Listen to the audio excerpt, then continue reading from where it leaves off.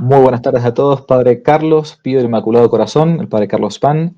Gracias por haberme atendido. Padre, buenas tardes. Buenas tardes, ¿qué tal, Javier? ¿Cómo te va? Muy bien, gracias a Dios. Bueno, si le Me parece, alegro, comenzamos con una invocación al Espíritu Santo. En con mucho gusto. Adelante, Padre. el nombre del Padre, y del Hijo y del Espíritu Santo. Amén. Ven, Espíritu Santo, llena los corazones de tus fieles, enciende en ellos el fuego de tu amor. Envía, Señor, tu Espíritu y Serán creadas renovarás la faz de toda la tierra. la tierra. Oh Dios, que has instruido los corazones con las luces del Espíritu Santo, danos de gustar todo lo recto y bueno y gozar siempre de tus celestiales consuelos. Por Jesucristo nuestro Señor. Amén. Amén. En el nombre del Padre, y del Hijo y del Espíritu Santo. Amén. Muy bien, Padre. Bueno, Padre Carlos, gracias por atenderme. Acá Con mucho gusto. el Padre Carlos está en México, ¿no? Puntualmente, ¿en qué lugar de México está, Padre? Estoy en Tuxtla Gutiérrez, que es Chiapas, en la capital de Chiapas. La parte sur de México. Parte Esa sur, exactamente. parte complicada de Complicada México. y una parte muy pobre también, Mira. pero gente buena, muy buena gente. Bueno, para los que no conocen al Padre Carlos, el Padre Carlos es sacerdote católico, naturalmente, y quizás algunas personas lo conozcan por su actividad en cuanto a la espiritualidad, el trabajo incluso a nivel de la exorcística, ¿no? Del ministerio del exorcismo, pero es sacerdote que, si bien está en México, no es mexicano. ¿De dónde es usted, padre? Soy argentino, yo me formé en la diócesis de Paraná hasta segundo de filosofía y luego pasé a San Rafael y completé mis estudios en San Rafael y fui incardinado también como sacerdote allí y después en el 2008 pasé para aquí, para México. ¿Cómo es la historia? ¿Cómo un cura argentino termina en Chiapas? Un cura argentino depende de qué diócesis, uno puede terminar en cualquier lado. Claro. Siempre desde pequeño he tenido el deseo de la vida religiosa, desde mis 14 años, 13, cuando surgió mi vocación. Siempre he visto la vida sacerdotal más tipo religiosa y siempre me ha quedado la idea de hacer algo por el corazón inmaculado desde esa edad de los 14. Yo me acuerdo, había visto una película de la Virgen de Fátima, estaba lloviendo, estaba dentro de mi casa con toda mi familia, a partir de ahí somos 8 hermanos, empezamos a rezar el rosario todos los días, no lo hemos dejado nunca, y empezaron muchas gracias en nuestra familia, y bueno, ahí surgió mi vocación, la de mi hermano sacerdote, que tiene un año más que yo, que está en Paraná, Entre Ríos, incardinado allí. Y bueno, me ordené en San Rafael, estuve 3 años en una parroquia, fui administrador parroquial del Sagrado Corazón de General Alvear y después me mandaron a Roma a estudiar. Allí conocí al padre Gabriel Amort, con él estuve acompañando en la pastoral porque me llevó un franciscano, el padre Espíritu franciscano, me llevó a conocerle y ahí ya me quedé haciendo apostolado con el padre Amor, aprendí muchísimo, muchísimo. El padre Amor fue dirigido espiritual durante 22 años por el padre Pío. Iba muy seguido a verlo y a las recreaciones con él y tiene anécdotas muy, muy lindas. Fue maestro de él el padre Cándido Amantini, que está introducida a la causa de beatificación. Era íntimo amigo del padre Pío también, el padre Cándido. Es decir, que el padre Amor ha tenido una formación muy buena, aristotélica, tomista, muy buena, muy, muy fiel a la tradición, a la doctrina católica, y yo creí que podía entender. A mí no me gustaba mucho el exorcismo y todas esas cosas porque conocí un poco lo que hacían los pentecostales y todas estas cosas, bueno, que deformaban un poco toda esta situación. Y entonces cuando lo vi a él, vi la seriedad con que se hacían los exorcismos, con el ritual, apegado al ritual, con las normas y los el padre Amber era exorcista, ¿no? Por si alguno sí, no lo conoce.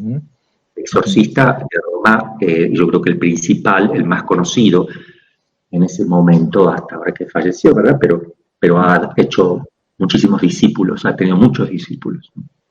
Bueno, entonces me vine de Roma, estuve en el seminario dando clase de filosofía y teología hasta el 2008, también ayudaba un poco en las parroquias y ahí me vine a Tuxtla, a Campeche. Me recibió Monseñor Ramón Castro y vine con otros 2 sacerdotes, el padre Ricardo Coll, el padre Jorge Hetze. Estuvimos 3 años ahí, estuve dando clases de vuelta en el seminario de Campeche, de filosofía y teología, fui nombrado exorcista también ahí, ejercí el ministerio, y después de esos 3 años vi que Dios me llamaba más, porque Iplicea, donde está el padre Ricardo, el padre Jorge, es más está más abocado a la liberación. Mi Instituto para la Liberación, entonces lo mío es más para el corazón inmaculado, el triunfo del corazón inmaculado, Fátima, estar al servicio como apóstol y discípulas al servicio. Entonces, es estar a su servicio. Y el ministerio del exorcistado es muy importante para nosotros, pero es un apostolado más dentro de todos, donde le damos importancia prioritaria, porque es lo que más se ha descuidado, lo que más sufre la gente que no tiene quien le ayude, porque muchas veces lo toman por locos y los relegan demasiado, ¿no? Ujú. Eso es un Hay muchas palabras que quizás no todo el mundo comprenda, ¿no? Liberación, exorcismo, para hacer un poco una especie de catequesis, ¿no? Voy a preguntar por lo elemental, ¿no? A ver, padre, en el siglo XXI, ¿realmente todavía la iglesia sigue creyendo que el demonio existe? Y que si existe, puede llegar a poseer a una persona que no hizo nada malo, ¿no? ¿Realmente todavía la iglesia cree en esto? Debería. Mire, yo veo algo que es muy importante, qué es lo que ha sucedido con la iglesia. Es un estudio, yo tengo un manual que estoy escribiendo sobre todo el exorcistado, yo estudié psiquiatría, psicología, me estudié el DSM-5, que es el manual de psiquiatría para la psicología, es el manual diagnóstico y estadístico de los trastornos mentales, y he trabajado con muchos psiquiatras, he dado clase a más de 100, entre psicólogos y psiquiatras. En Campeche estuve un grupo muy grande de 100 médicos, donde vimos antropología filosófica, teológica, vimos un poco el Tratado de las Pasiones de Santo Tomás, para que los psiquiatras y psicólogos tengan un conocimiento un poquito con una filosofía sana, porque ellos no tienen filosofía, entonces no saben cómo, ni siquiera entienden al hombre. Ni siquiera, porque si lo entendieran y lo conocieran filosóficamente y teológicamente, harían mucho más bien a las personas, ¿no? No seríamos considerados un animal más desarrollado que los otros animales, sino que nos entenderían como un ser que está por encima del animal, una naturaleza superior, ¿no? Que tenemos alma, tenemos espíritu y dos potencias espirituales, el entendimiento y la voluntad. Bueno, yo creo que pasó lo siguiente. Después de la Revolución Francesa, que hubo un gran descalabro a nivel mundial, con pensamientos, ideas totalmente turbias y erradas, empezó el cientificismo, el naturalismo, las ciencias positivas. ¿Qué pasó con la filosofía y la teología? Se la fue considerando como no ciencias, o al menos como ciencias de última, o pseudociencias. No le consideraban a la filosofía como ciencia, y por tanto todo lo que son las ciencias positivas y naturales tenían el primer lugar, positivas. Y la filosofía y teología no eran vistas de esa manera. Entonces eso empezó, y aparece la psiquiatría y la psicología, que querían explicar todo lo que le pasaba al hombre. Como esto surgía con una fuerza muy grande, parecía que esté todo se explicaba desde el punto de vista científico natural, ¿no? Teología y filosofía fuera. Y entonces empezó a entrar como un complejo en la iglesia, sobre todo los pastores, que cuando uno hablaba de un poseso, entonces querían darle una explicación psicológica y una explicación psiquiátrica, exagerando un poquitito, porque los médicos no son quienes tienen que ver si es un poseso, ¿no? El psiquiatra tiene que ver si entra dentro del cuadro que él conoce, lo que está sucediendo con una persona, si le encaja en una de las enfermedades que ellos conocen, para darle una solución. O si no escapa, si escapa todas ellas, tiene que decir no sé lo que es, ¿verdad? Los psicólogos lo mismo. Cada uno en su campo, pero no son ellos los que tienen que decir esto es una posesión. Eso lo tiene que decir la iglesia. El que tiene la ciencia teológica tiene la capacidad de decir acá hay un poseso. Entonces él puede acudir a las ciencias auxiliares, en este caso la psiquiatría y la filosofía, pero no cualquier psiquiatra y cualquier filósofo, sino el que tenga una formación filosófica y teológica, que considere al hombre como un ser espiritual. Si no, mejor ni le consulte, porque ahí vienen los problemas después. Luego aparece una ciencia llamada la parapsicología, donde no es ciencia, sino una pseudociencia. ¿Qué es una pseudociencia? Es una bolsa de gatos donde meten todos los problemas, pero no explican partiendo de principios ciertos, no llegan a conclusiones no llegan a conclusiones ciertas partiendo de sus propios principios porque no tienen. Por ejemplo, la ovnilogía o la ufología, que es el estudio de los ovnis, que es un ovni, un objeto volador no identificado. Esto va dentro del estudio de los ovnis. Pero cuando se sabe qué cosa es, ya deja de ser objeto de esta ciencia. Por tanto, nunca tienen algo estable para estudiar. Simplemente meten en una bolsa. Eso es pseudociencia. Entonces, con la ovnilogía es un ejemplo muy práctico para llevarlo después a la parapsicología. La parapsicología mete todas las anomalías que se puedan meter, todo lo que psiquiatría y los psiquiatras, los psicólogos no saben qué, lo mete él adentro y trata de dar una explicación desde el punto de vista de una pseudociencia.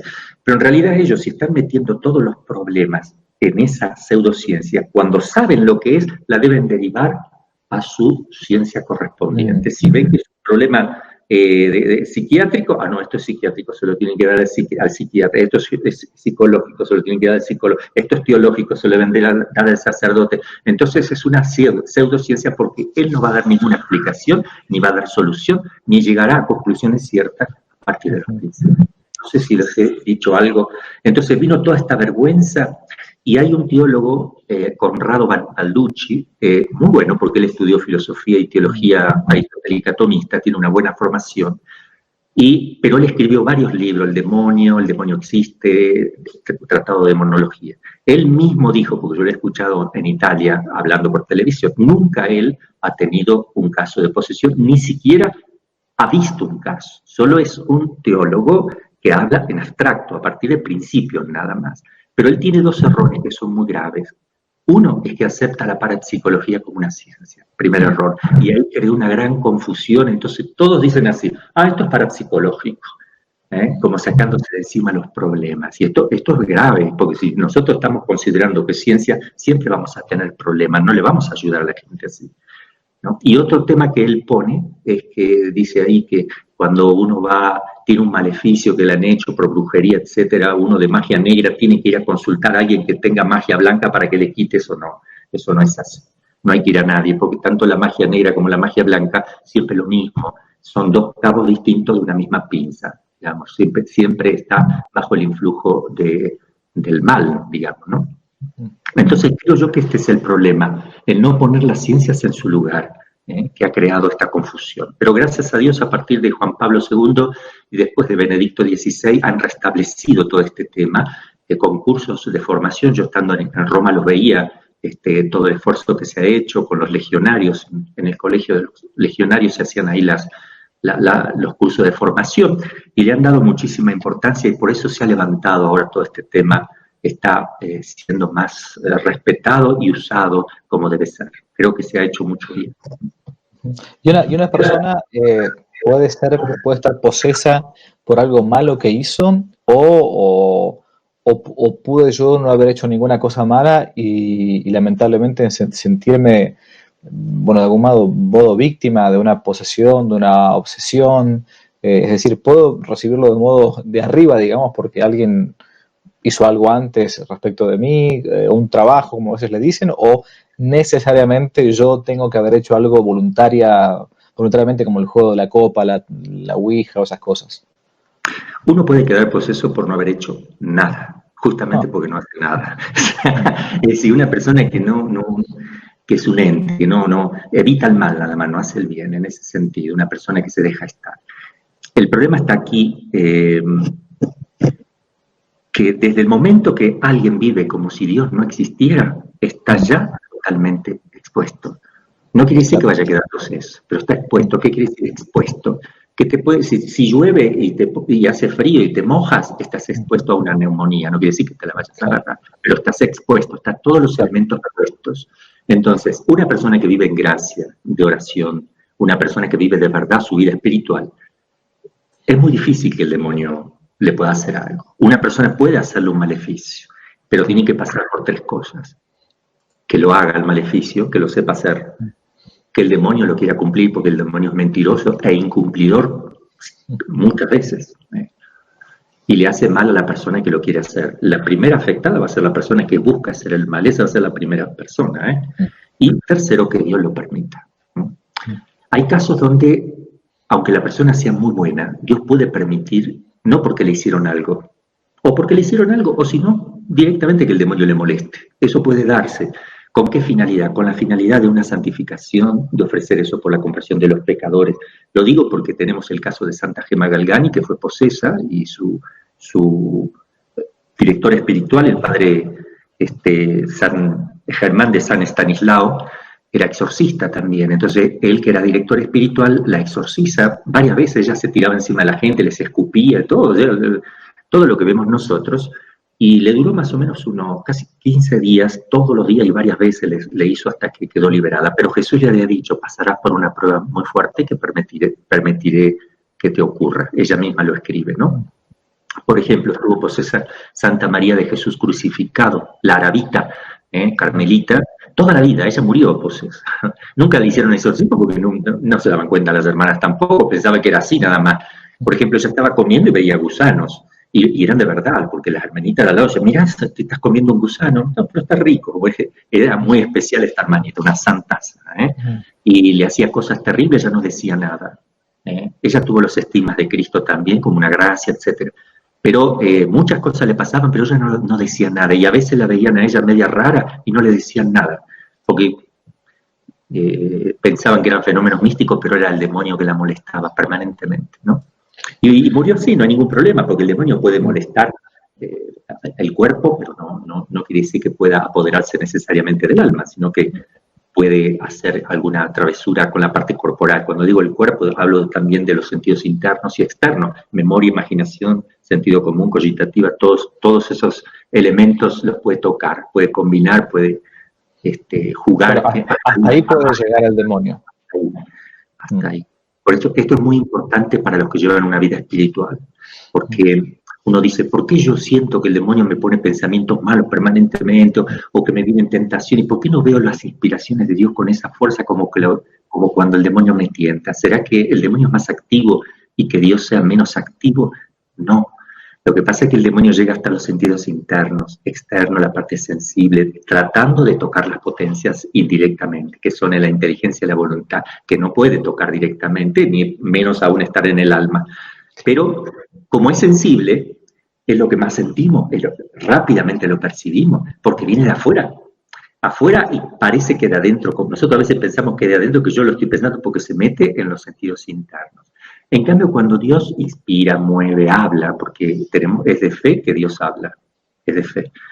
Habla de mil maneras, no como estamos hablando ahora, pero que la oración es un diálogo, así está definido por la Iglesia, es diálogo, no monólogo. Por tanto, Dios te está hablando de alguna manera, que es muy importante descubrir. Ahora, ¿cómo hace Dios? Cuando viene un pensamiento lindo, te viene como si fuera tuyo, porque Dios está en el alma y Él mueve desde el alma, desde la esencia del alma, pasa por las potencias y puede tocar el sentido interno, incluso hasta te puede conmover, lo que sea, pero viene tan adentro, más que tú mismo, entonces te parece que es tuyo. Entonces ahí es cuando te equivocas. Cuando uno está predicando y le salen cosas muy lindas y digo, wow, qué linda idea que me va a venir, no se da cuenta que no es tuyo. O sea, reconoce que es del Señor y serás humilde, porque Él te pone esas ideas, aunque no te des cuenta. Sí, tú dices, no, pero no me llegó de afuera como el del demonio. Claro, porque vienen por vías distintas. Esto hay que entenderlo, se lo digo para los sacerdotes, religiosos, porque si no uno abandona la vida espiritual creyendo que Dios le ha abandonado. Y miren, hay un adagio chino, un dicho que dice, más ruido hace un árbol que cae que un bosque que crece. El bosque, ¿sabe lo que es? Un árbol que crece, te levanta con la raíz lo que venga. Imagínense un bosque que crece, tiene una fuerza millones de veces más grande que un árbol que cae, que no tiene fuerza. ¡Puc! Pero hace ruido porque hace un espectáculo. Así es el demonio, hace ruido.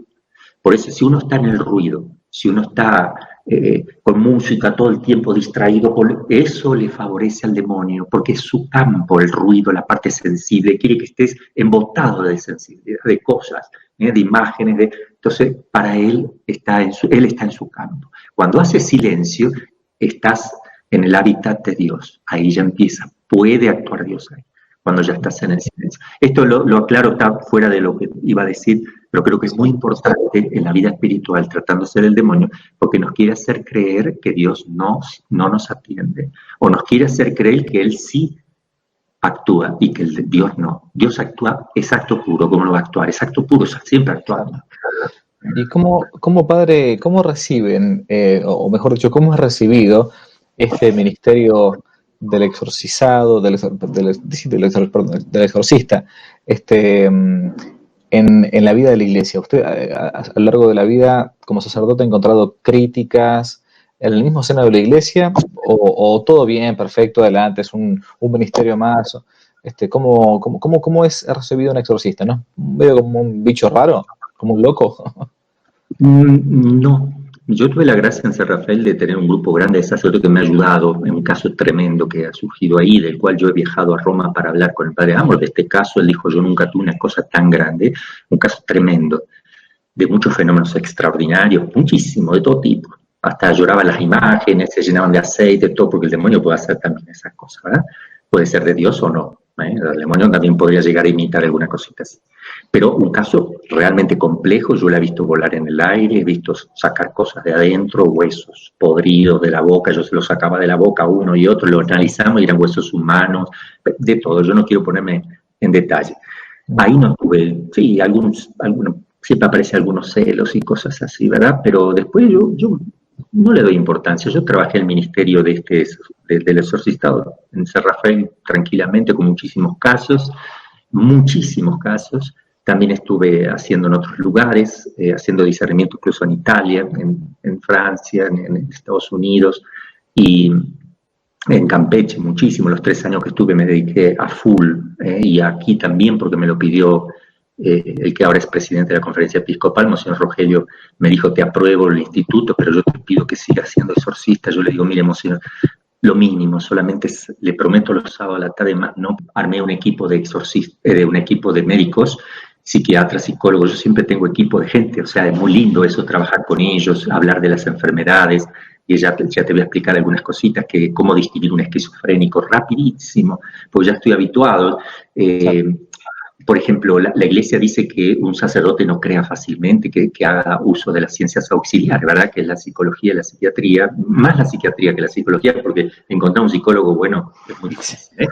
Entonces, pero eso se lo dice para el que va a empezar, pero yo llevo 33 años, yo cuando llevaba más o menos 10 años, veía un esquizofrénico, ya está, ya sé que tiene esquizofrenia, ya le veo la carita, o sea, ya sé que tiene, o sea, empecé a distinguir porque estudiaba y hablaba con los psiquiatras, los psicólogos, tengo mucho contacto con ellos y los llevaba a ellos también, tanto en Argentina también, ¿no?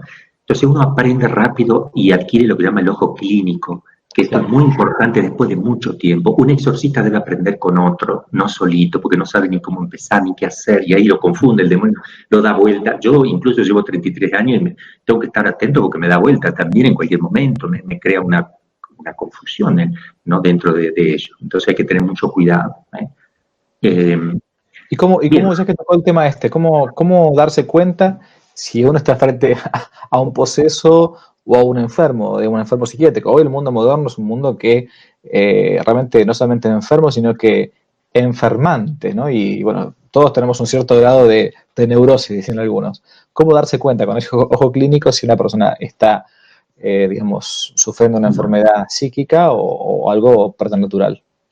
Bueno, en primer lugar hay que aclarar para la gente, ¿verdad? Que no es no es la persona que dice, padre, tengo un problema, no es ella, si sospecha alguna cosa que le está pasando, puede hablar con un sacerdote, ¿verdad? No, pero no tiene que pensar que está poseso primero, no de entrada pensar así, sino que hay que verificar esas cosas. ¿Cómo hago yo?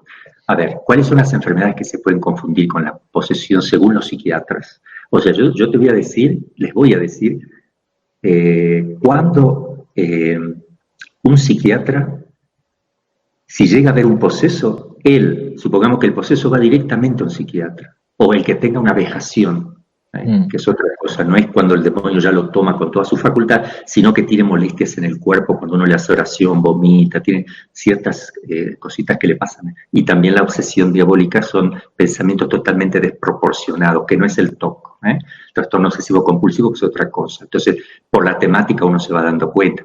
¿Qué pasa cuando entonces va una persona de esta al psiquiatra? El psiquiatra mira y dice, y trata de meterlo dentro de lo que él conoce, o va a decir que es epilepsia, o le va a decir que es esquizofrenia, o le va a decir que es histeria, puede ser que le diga que es una bipolaridad o un TOC, o puede ser que le diga que es paranoia o paranoia esquizofrénica, que está combinada, son las posibles.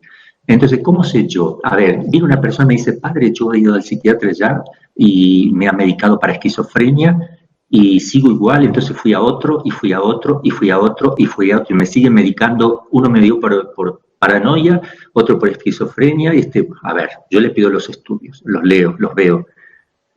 Le digo, la medicación para la esquizofrenia, cuando usted la tomaba, ¿le daba resultado? No. Entonces, con certeza absoluta, no es esquizofrenia, porque la medicación de la esquizofrenia es muy buena. Uno toma, parece normal, su actitud es normal, aunque su carita se le ve un poquito siempre, pero es normal, se lo puede llevar bien. Entonces, yo ya sé eso. Entonces, claro, te están medicando, entonces no tienes esquizofrenia. A ver, para la paranoia, y vemos lo mismo. A ver, la histeria y esto, ¿no? Entonces, vemos que el médico está confundido y ya varios psiquiatras. Ven, entonces, te voy a hacer una oración. Vamos a hacer una oración. Primero yo escucho a la persona. Si la persona me dice, bueno, ¿qué te pasa? Según lo que me diga, si yo sospecho que puede haber alguna influencia del demonio, le digo, bueno, te hago una pequeña oracióncita, se la hago en latín, un trocito que yo conozco de memoria, ¿verdad? La oración de San Benito de memoria, la hago despacito, que la persona ni siquiera escucha, le pongo la mano en la frente con la estola y hago la oracióncito pequeña. Si está poseso, ahí se destapa con todo, o sea, ahí aparece, pero aparecen cosas que yo ya llevo 33 años, que yo sé si es el demonio o la persona con histeria. Eso lo ayuda mucho la práctica. Por ejemplo, ¿qué aparece? Por ejemplo, me escupe. Un esquizofrénico no te va a escupir. El esquizofrénico, él sabe, por ejemplo, lo que le está pasando. Un epiléptico. Hay dos tipos de epilepsia, la larvada y la epilepsia convulsiva. La epilepsia convulsiva requiere siempre una lesión cerebral. Entonces viene una persona y dice, ¿qué te dijo el psiquiatra? Que tengo epilepsia. ¿Te hizo los estudios computarizados del cerebro, una tomografía? Sí. ¿Encontró lesión? No. Entonces no tienes esquizofrenia. No tienes, con certeza total, tiene que haber alguna lesión, si no es otra cosa. Eso nosotros lo conocemos por lo que estudiamos de psiquiatría, ¿no? Y si no, puede ser una epilepsia larvada, que es aquella que no es convulsiva, pero que tiene los síntomas del comportamiento de una persona epiléptica. Entonces, como yo conozco el comportamiento de un epiléptico, yo sé si es un epiléptico el que está reaccionando a eso o no. Si me habla con otro idioma, si cambia la voz, si me escupe, si empieza una temática con una lógica que no sale de esa lógica, o sea, la lógica es perfectamente teológica. Yo me doy cuenta que no estoy hablando con una persona que imita ni con un loco. El loco puede hablar del demonio, puede salir con otra cosa que es incoherente, que no va con la lógica permanentemente. Después el uso del agua bendita, de las cosas sagradas. Yo pruebo con un agua bendita y pruebo con un agua que no es bendita, con los mismos recipientes, son iguales, pero yo sé que a la mano derecha tengo uno, a la mano izquierda tengo otro. Tengo muchos elementos para discernir cuando dudo. Eso lo hacía más al principio. Ya después de 15 años, ya directamente no hago esa porque es muy claro para el que está metido en este asunto, que lee, trabaja. Es la experiencia que tiene uno. Y que tengo los psiquiatras al lado, los psicólogos, yo los hago salir, y hablo con ellos, vemos, padre, no, hasta ellos, a veces yo digo, no, esto no veo que sí, padre, esto sí, me parece que sí, que sí te parece, sí, vamos a volver a insistir, vuelvo a hacer otra oracióncita, pero lo que hacemos cuando viene una persona así, lo que debe hacer un sacerdote, a ver, viene una persona, le vamos a traer una persona que creo que tiene el demonio, no se asusten, no, el demonio, él tiene miedo de nosotros, en primer lugar, es al revés, y si nosotros le tenemos miedo a él, entonces él toma coraje, tiene fuerza, se levanta él con una fuerza impresionante. No tenemos que tener miedo. Viene y algunos dicen, qué caso raro, no, llévenlo al psiquiatra. Sin haberlo visto, sin haberlo atendido, uno es pastor. O sea, él necesita una ayuda espiritual, tenga posesión o no, o sea, un loco. El loco también necesita que lo atiendan, un esquizofrénico necesita que lo atiendan, que le hagan una pequeña dirección espiritual, que le hable a la familia, que lo acerquen a los sacramentos. Yo los hago confesar a todos. Le digo, bueno, ustedes van a venir, primero lo atienden mis secretarios, que uno es psicólogo, el otro es psicopedagogo, son los que atienden las llamadas y le dicen, bueno, mire, le mandamos una hojita ¿Qué tiene que hacer antes de venir a atenderse con el Padre? Una confesión general de todos sus pecados. Durante un mes entero tiene que estar rezando el rosario, ir a misa, todo eso le exigimos para que yo lo pueda atender por primera vez y dejar la vida de pecado. Porque todos quieren que me atienda el exorcista. Bueno, haces y yo te atiendo, pero no te aseguro que te vayas a ser un exorcista. O sea, hay todo un protocolo, entonces, que es importante que la gente lo tenga en La cuenta. persona, cuando viene, después al mes viene y no habla conmigo, habla con el psiquiatra, después habla con el psicólogo, que ya conocen la posesión. Han estado conmigo mucho tiempo, ya me conocen, a mí conocen todo. Ellos hacen el primer filtro, entonces hablan, le piden los documentos, a ver qué te dijo el psiquiatra. Lo hacen ellos. Después que dice el padre, este sí, me parece que sí, es para que lo atienda, ¿ok? Este también, ellos me lo filtran. Ahí recién llegan. Cuando llegan, les pregunto si han cumplido con la vida espiritual. Yo tengo una ficha de los médicos, ahí lo leo, perfecto. Le pido que me explique ahora personalmente a mí qué le sucede, pero están también los psiquiatras, los psicólogos y el equipo de gente que tengo para sostener, ¿verdad? Que hay mujeres y varones, según si es mujer o varón el que atiendo, son los que sostienen, por pudor. Claro. Y ahí sostienen, perdón, por la gente que nunca estuvo en un exorcismo, yo me he tocado estar al menos una vez, fue la experiencia quizás más fuerte que viví como sacerdote, justamente en México, con el padre Col en Campeche. La gente que no entiende, que sostiene que porque la persona que realmente está posesa tiene una fuerza descomunal, la verdad la verdad que nunca había visto algo parecido. Y la verdad se los digo en la cara, medio, ¿qué será esto? ¿No? Así como sacerdote, le soy franco. Y fue un crecimiento en la fe enorme tener esa experiencia. Y yo estaba presenciando simplemente el exorcismo. Lo único que hice en ese momento fue leer el Evangelio que me pidieron como sacerdote. Y los que sostienen lo que dice el padre es aquellos que tienen que estar sosteniendo el cuerpo. Eran 6 personas con una chica de 15 años más o menos, porque tiene una fuerza que era imposible de parar. Por eso lo que él dice que eran mujeres o varones, en ese caso eran mamás, la mamá de la chica y su hermana, era porque tiene que tenerla en todo su cuerpo, ¿no? Entonces, es eso. Está bueno que usted plantee esto, padre, porque a veces la gente cree que, cuando uno va al cura, a un exorcista, de entrada la iglesia va a decir esto está endemoniado, lo que sea. Entonces, no, hay un montón de razones prudenciales y Esto que hacemos, este filtro, esto es muy importante que lo sepan también, porque nosotros hacemos estudios científicos. El exorcismo es un sacramental de la iglesia. Da lástima que el sacramental más importante no se lo estudia en los seminarios, los sacerdotes no tengan ni conocimiento de eso. Es vergonzoso, es realmente vergonzoso. Tenemos que conocer todos los ritos, todos los sacramentales de la iglesia, porque eso es la iglesia. La iglesia no es casi todo menos esto, la iglesia es todo. Entonces es importante, y es un ministerio muy importante, es un mandato de Cristo, ¿verdad? Que le ha dado a los apóstoles.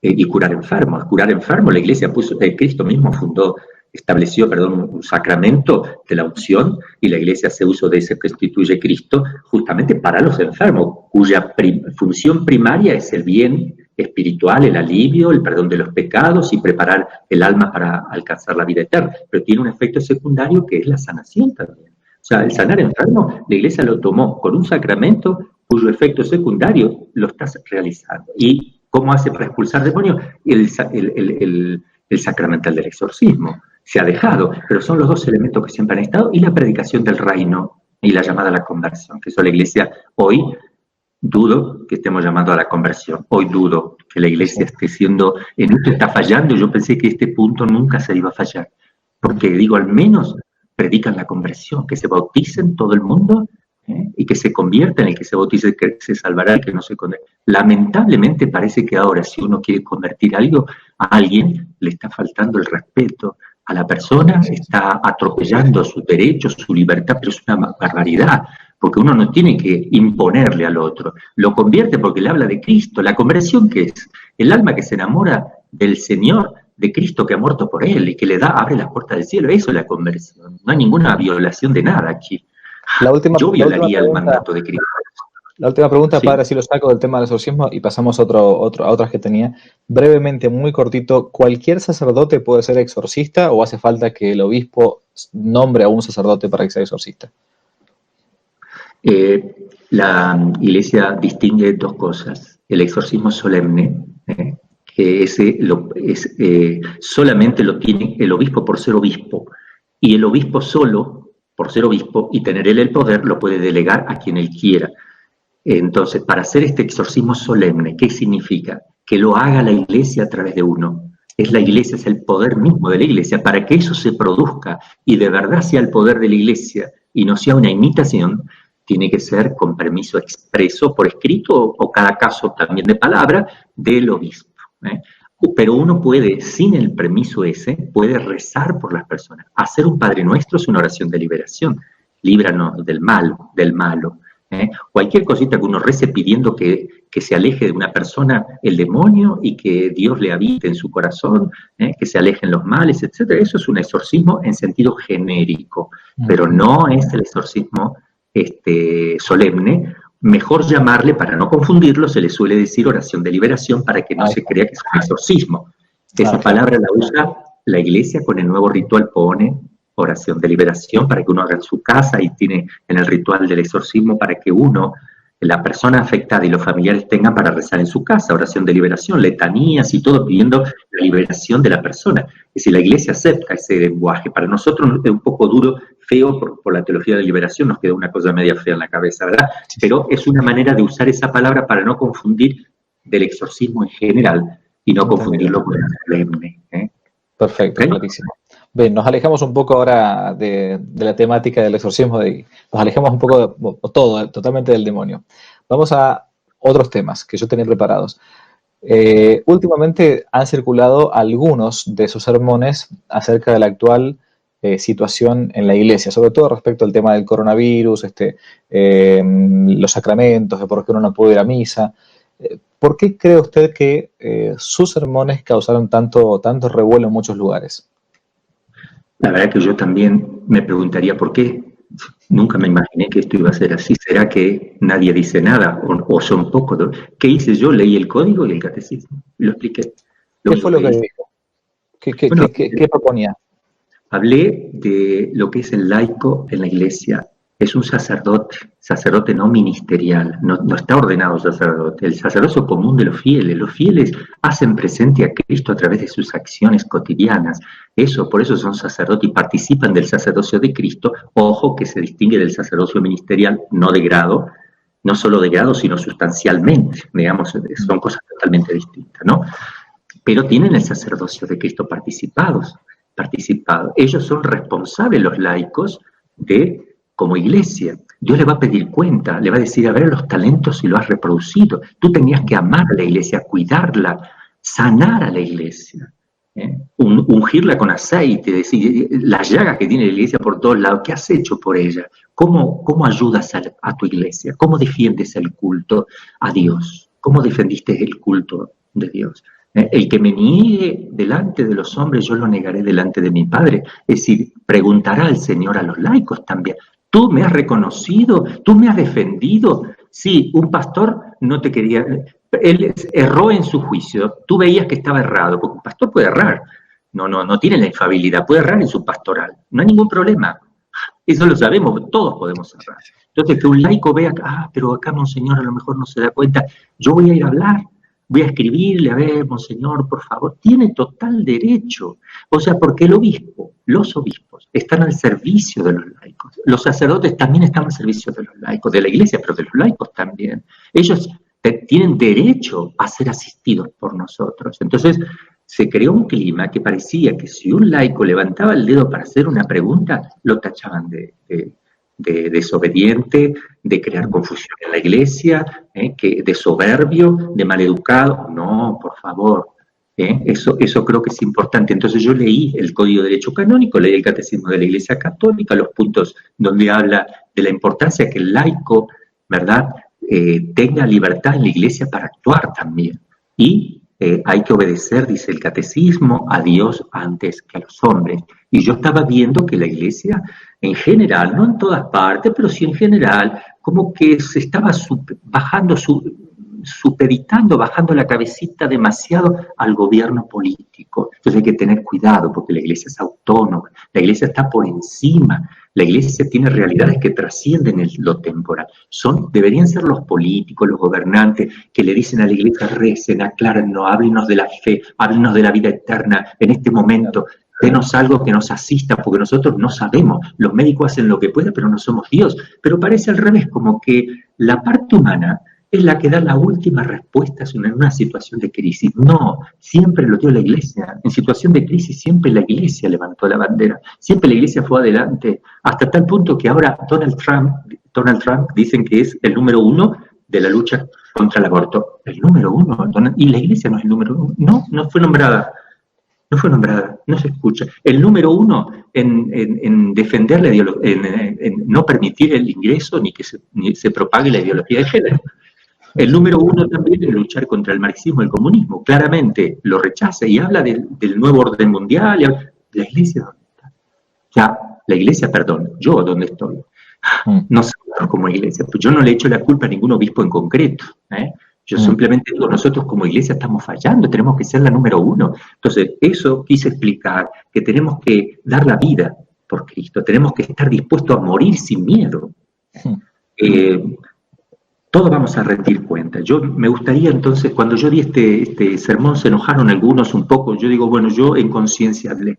Me gustaría que escuchemos, si es posible, al cardenal Juan Sandoval Íñiguez, que él habló justamente de esto, porque le llegó también a él cartita de los laicos que con mucho respeto y cariño pedían que por favor se viera la manera de poder acceder, aunque sea, o sea, que hagan un esfuerzo nada más, pero con mucho respeto, con obediencia. ¿Está ahí para pasar ese...?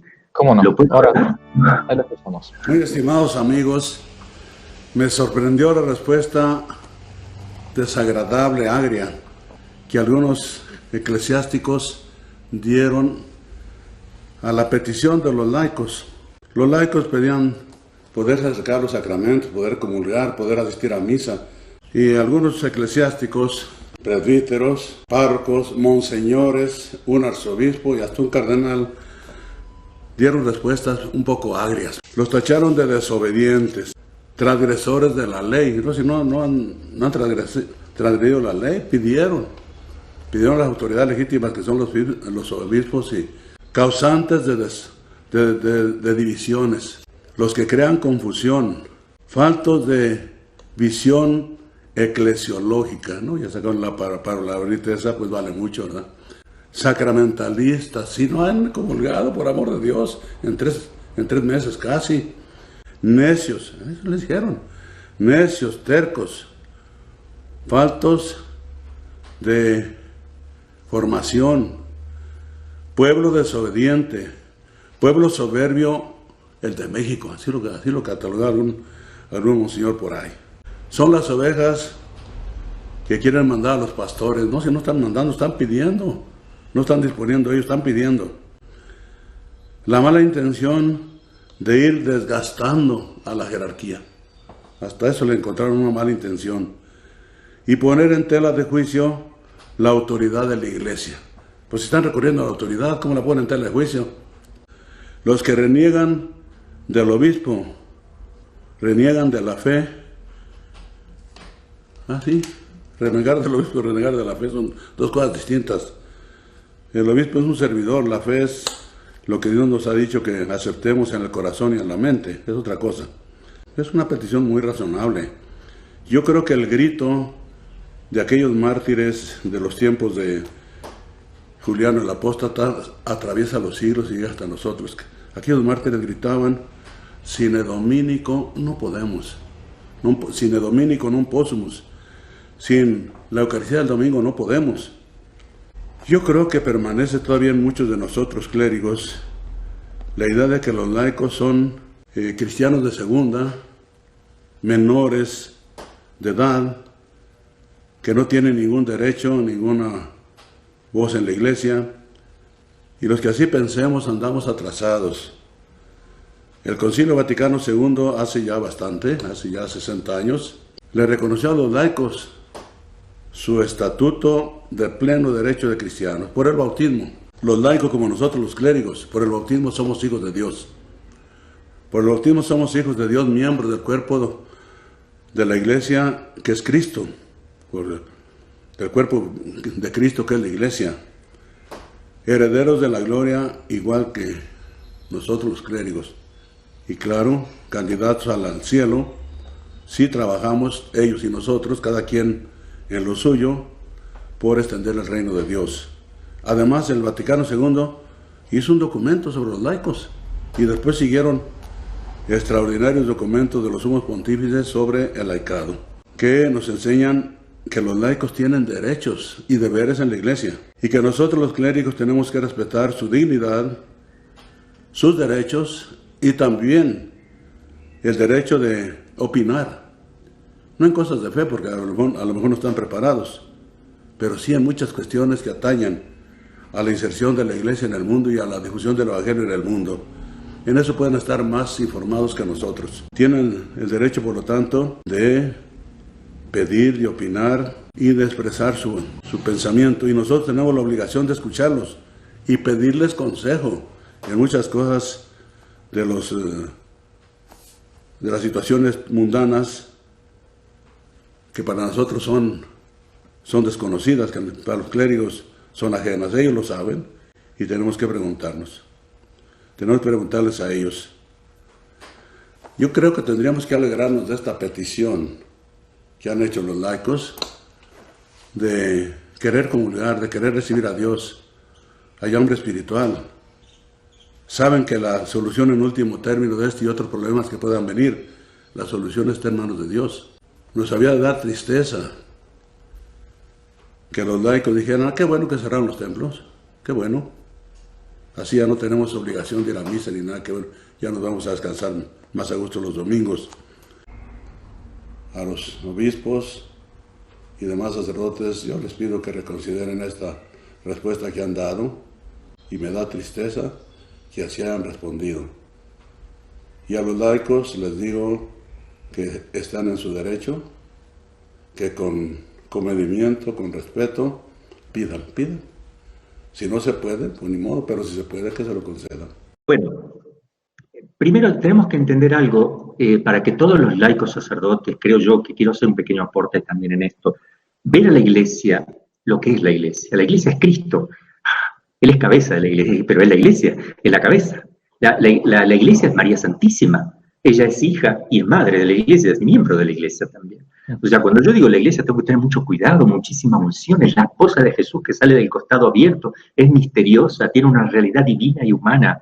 Ella está como cubierta con un velo porque es misteriosa. No vemos nosotros esa realidad, solo vemos el aspecto exterior de la iglesia, en que somos nosotros los miembros que no es la cabeza, sino los restantes miembros. Todos tenemos defectos, excepto la Santísima Virgen y Jesús. Yo digo, María es como el corazón de la iglesia. Yo la ubico en el corazón porque bombea sangre, a la cabeza también, porque le dio la vida a Cristo. Es la que le dio la carne y la sangre, y ella bombea sangre a la cabeza y a los miembros. Es mamá de Cristo, por tanto, y mamá de nuestra. Yo la ubico en el corazón. Para mí ella tiene ese órgano, y Cristo la cabeza. Los restantes miembros, nosotros. Ahora, el beato Palau Quer, que quisiera que lo conocieran, es un exorcista de primera, un carmelita español que fue perseguido, tuvo visiones, tuvo persecuciones, tuvo una alta mística, fue un gran asceta también y un gran contemplativo. Él escribe cosas muy lindas, entre ellas un escrito que dice mis relaciones con la iglesia, la relación con la iglesia. Y yo quería leerles, son 3 pasajes muy lindos para que vean cómo trata él a la iglesia. Dice así: Dios escribió con su propio dedo en las tablas de mi corazón esta ley: amarás con todas tus fuerzas. Y esta voz eficaz creó en él una pasión inmensa, la que se hizo sentir desde mi infancia y se desarrolló en mi juventud. Yo, joven, amaba con todas mis fuerzas porque la ley de la naturaleza me impulsaba con ímpetu irresistible. ¿Qué amaba yo? ¿Quién era la cosa amada? Si tu amada es una deidad y la has visto en el claustro, vete enhorabuena al claustro y cásate con ella. Separado del mundo, retirado en el convento, pregunté por la cosa amada, la busqué, y quién tal cosa pensara. La buscaba en las austeridades de la vida religiosa, en el ayuno, en el silencio, en la pobreza. La busqué y la encontré. Vi a mi amada y me uní con ella en fe, esperanza y caridad. Su presencia satisfizo mi pasión y con ella yo era feliz. Su belleza me bastaba. Dios y el prójimo, o sea, la Iglesia Católica se me apareció tan bella como una divinidad. como una divinidad. Si Cristo es la cabeza, es divina la iglesia. Atención. Iba cubierta bajo el velo del misterio y solo se dejaba mirar entre las oscuridades de la noche, pero no eran tan espesas que no se distinguieran las infinitas perfecciones que la embellecían y que la presentaban infinitamente amable. Con ella encontré mi dicha y felicidad. Yo era feliz. Era yo joven de 23 años. Vino la revolución de 1835. Encendió mi claustro, porque él le prendió fuego al claustro y se salvó saliendo por la ventana. Tuvo todas estas persecuciones, lo quisieron matar muchas veces. Encendieron mi claustro y eran tan vivos mis deseos de ver a mi amada, quería morirse para ver a la amada, a la iglesia en todo su esplendor, a Cristo y todos los miembros en el cielo, porque la iglesia está en el cielo, también la iglesia triunfante. Sin velos ya, cara a cara, que no cuidé salir de entre las llamas. Vino mi amada, me tendió su mano y salí ileso de debajo de las ruinas de mi convento. Derruido mi convento, encendido mi claustro, mi amada tomó las alas de un águila, voló, se elevó sobre el mundo, y cuando el siglo posee, y cuanto el siglo posee, y fue a reposar en los desiertos y sitios solitarios, y yo fui y la seguí, y me encontré con ella. El anciano, él tiene una visión, me hizo señas y me dijo que diese en su nombre la bendición. Me volví contra el altar y vi a sus gradas una bellísima joven, vestida de gloria, sus ropas blancas como la luz. Está hablando de la iglesia. No pude verla sino envuelta de luz, y no me fue posible distinguir de ella otra cosa más que el bulto, porque no se podía mirar. Cubría su cabeza un velo finísimo. Oí una voz que salía del trono de Dios y me decía: tú eres sacerdote del Altísimo, bendice. A aquel a quien tú bendecirás será bendito, y lo que tú maldecirás será maldito. Esa es mi hija muy amada, la que estás viendo, la iglesia. En ella tengo mis complacencias. Dada mi bendición, los príncipes del reino de Dios hacían corte a la joven y se arrodilló ante el altar. Recibió mi bendición la iglesia, esa joven recibió mi bendición, la bendición sacerdotal que recibe la iglesia, ¿verdad? Y desapareció toda aquella y daría para servirla 1000 vidas, para estar a su servicio. Con voz fuerte está mi corazón dando gritos allá en sus adentros. Hija del Altísimo, ay, acepta mis sacrificios, escríbeme en el catálogo de tus sirvientes. ¿Qué puedo hacer por ti? ¿A qué poca cosa?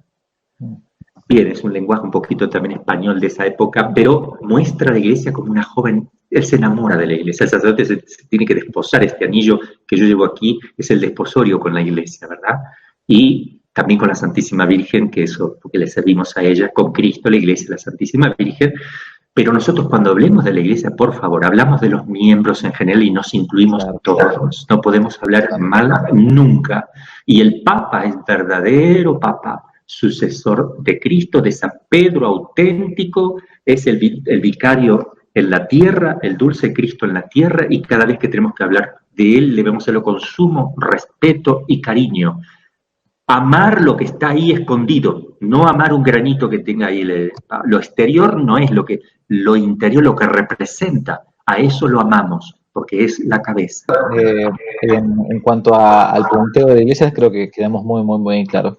Lo voy a aprovechar un poco más, ya que estamos todavía en línea, y es lo siguiente, que al estar en México, que está en un país que se declara más o menos el 99% católico y 100% guadalupano. Y ese amor que se transmite por la Virgen Santísima, esa devoción al corazón inmaculado de la Virgen Santísima, bueno, creo que es el que debería estar en todos nosotros, los católicos, ¿no?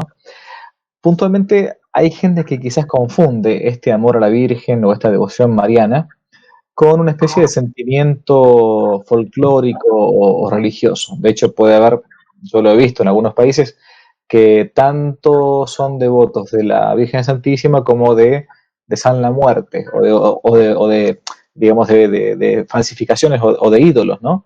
¿Cuál es el verdadero equilibrio que uno debe realmente mantener, sobre todo cuando es devoto de la Virgen Santísima, puntualmente de los santos, y también reconocer que arriba de todo está Dios, ¿no? Porque a veces si no se nos puede confundir un poco la cosa.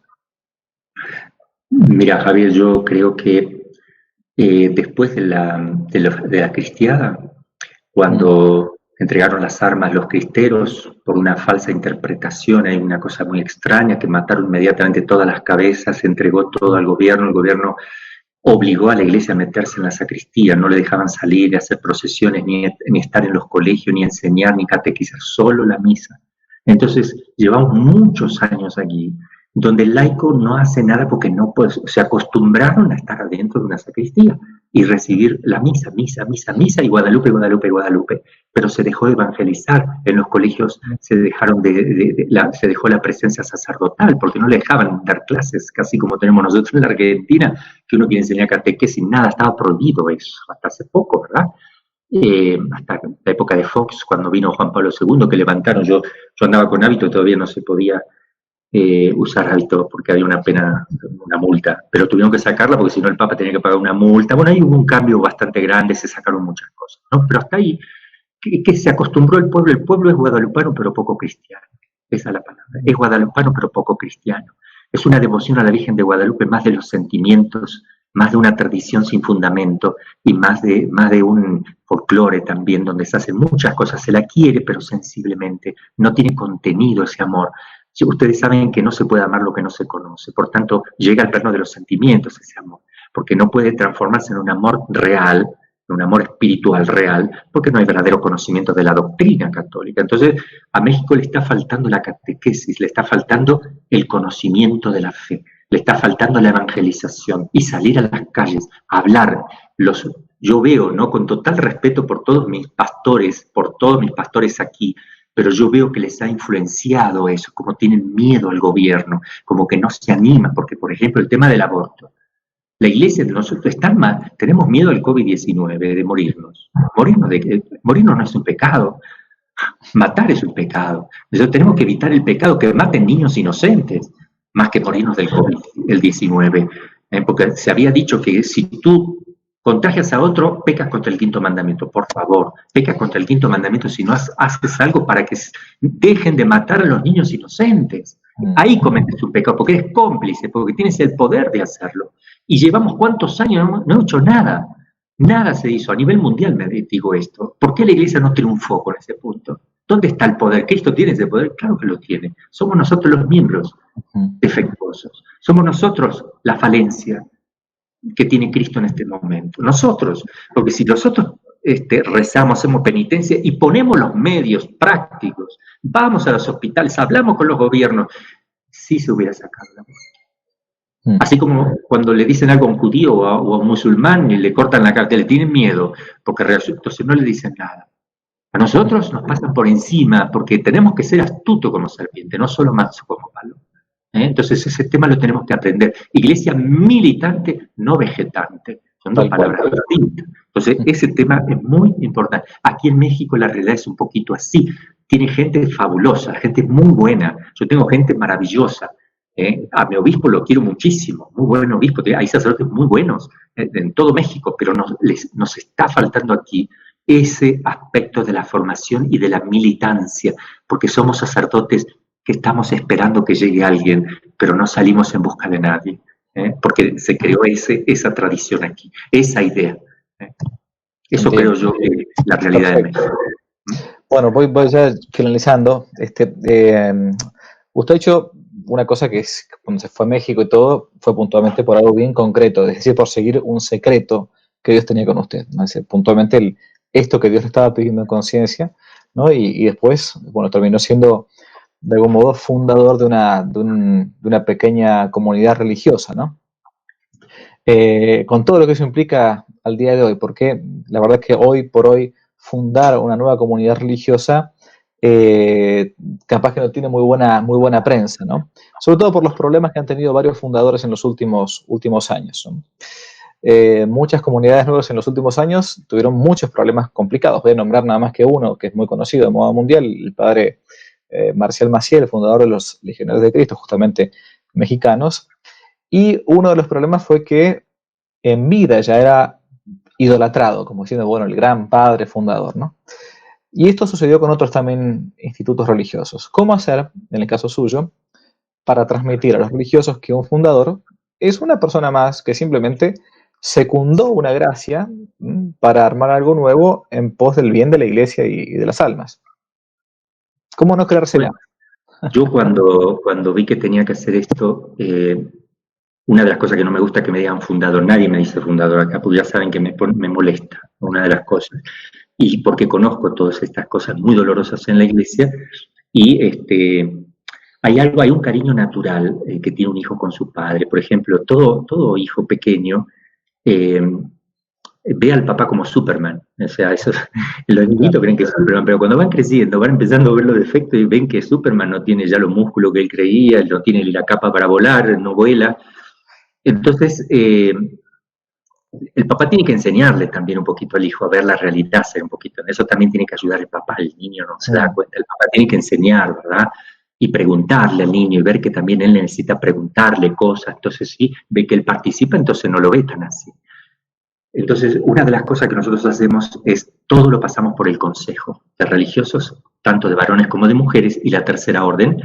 Nosotros tenemos presencia en distintos países del mundo, con sus provincias y todo, pero todo se somete a criterios de los consejos. Entonces, en esos consejos yo espero, a mí me corrigen, me regañan, me dicen de todo, a veces se olvidan de darme de comer, y eso me pone feliz porque digo, bueno, no están, yo a veces me enfermo, a veces me tengo que ir, llego y las cosas andan mejor que antes. Entonces eso me pone contento porque digo, bueno, si ellos me llegaran a tener una mirada incorrecta de mí, yo eso lo tengo que responder de la. Padre, muchísimas gracias. Ha sido una placer enorme. Bueno, y yo quería, para terminar, agradecerles la valentía, la claridad, y después una virtud muy olvidada hoy, que es la parresía, ¿no? El hecho de hablar francamente con la verdad, con prudencia y caridad, pero sin temor a aquellos que pueden matar el cuerpo, como dice nuestro Señor, ¿no? Bueno, Padre, si le parece, para terminar, que haga una oración y que nos dé su bendición. Vamos a hacer una oración para que todos los que nos escuchan también nos acompañen. En el nombre del Padre, del Hijo y del Espíritu Santo. Amén. Dios te salve María, llena eres de gracia, el Señor es contigo. Bendita tú eres entre todas las mujeres y bendito es el fruto de tu vientre Jesús. Santa María, Madre de Dios, ruega por nosotros pecadores, ahora y en la hora de nuestra muerte. Amén. El Señor esté con ustedes y con tu espíritu. La bendición de Dios Todopoderoso, Padre, Hijo y Espíritu Santo, descienda sobre ustedes y permanezca para siempre. Muchas gracias, Padre. Cambio fuera. Bueno, cambio fuera. Dios te bendiga y gracias, ¿eh? Un fuerte abrazo. Adiós.